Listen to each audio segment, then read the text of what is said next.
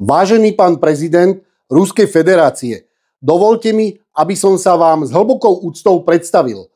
Volám sa Vladimír Kocian a ako iniciátor a zakladateľ vznikajúcej politickej strany Slovenskí vlci, ktorá sa oficiálne nachádza v procese registrácie so súhlasom Ministerstva vnútra Slovenskej republiky, vám týmto adresujem tento oficiálny list v mene nášho tímu a mnohých občanov Slovenskej republiky, ktorí podporujú vznik tejto strany a zdieľajú presvedčenie o potrebe zásadného obnovenia národnej suverenity, ako aj návratu k hodnotám mieru, spravodlivosti a vzájomného rešpektu medzi suverénnymi štátmi.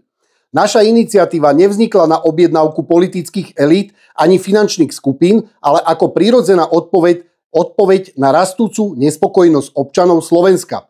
Stále viac ľudí pociťuje stratu kontroly nad vlastným štátom, oslabovanie národnej identity a obmedzovanie suverenity v dôsledku podriadenia sa externým rozhodovacím centram.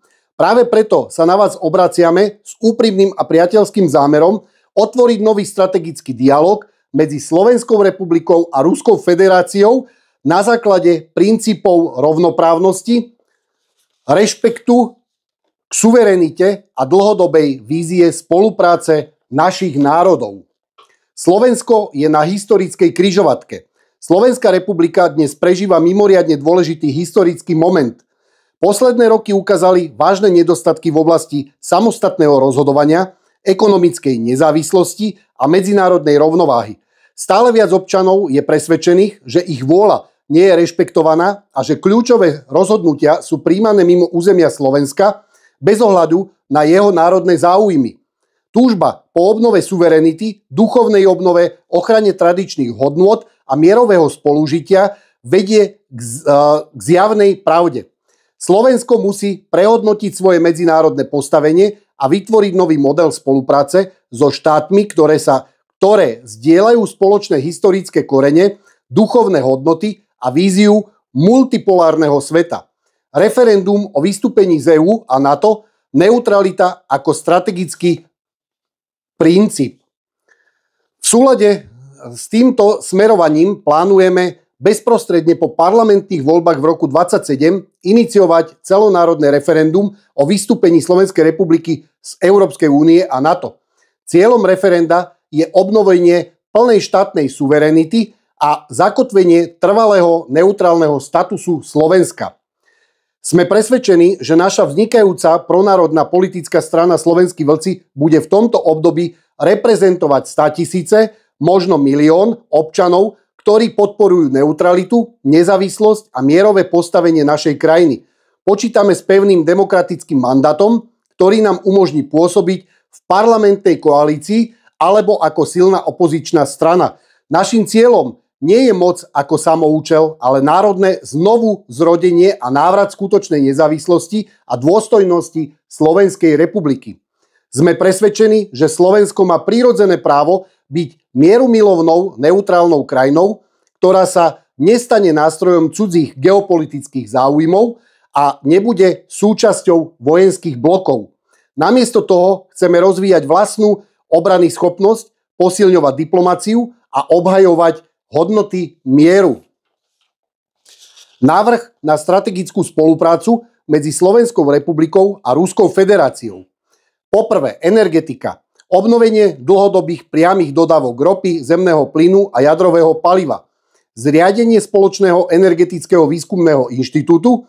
Vytváranie alternatívnych logistických trás mimo západných štruktúr.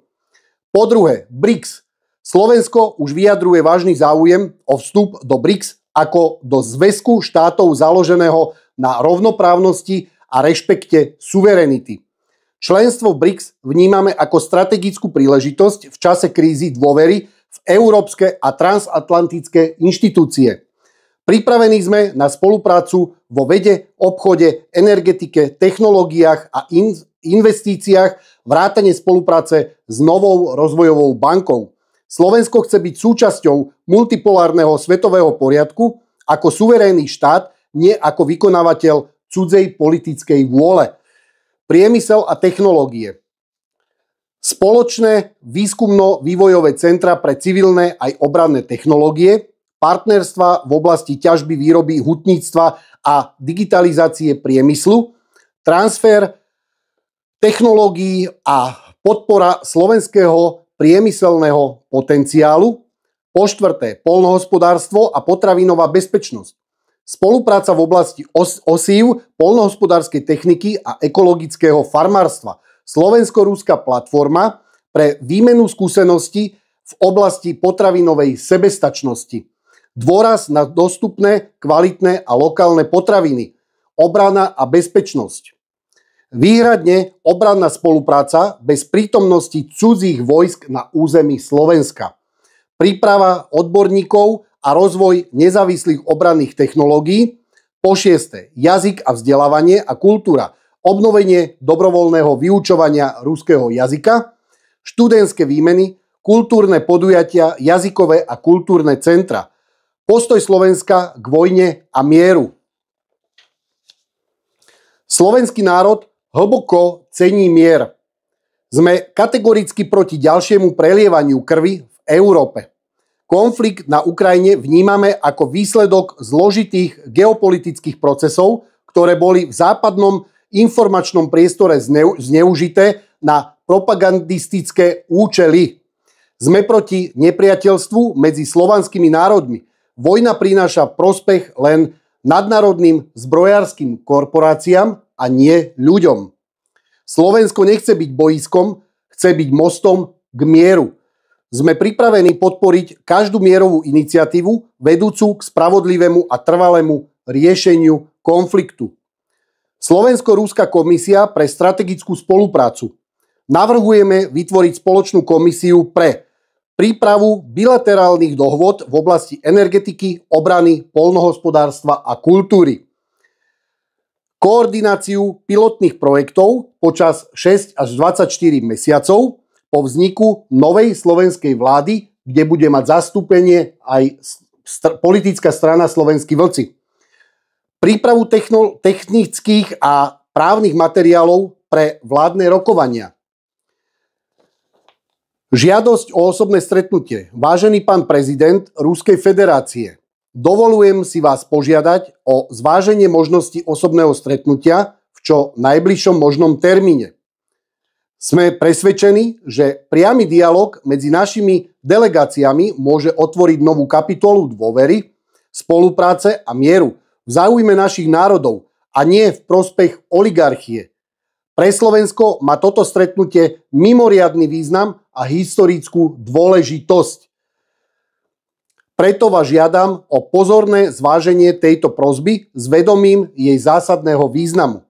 S hlbokou úctou a nádejou na upevnenie priateľstva medzi našimi národmi Vladimír Kocian, iniciátor a zakladateľ vznikajúcej politickej strany Slovenskí vlci, oficiálne sa nachádzajúcej v procese registrácie a v mene tímu a slovenského národa. Ďakujeme.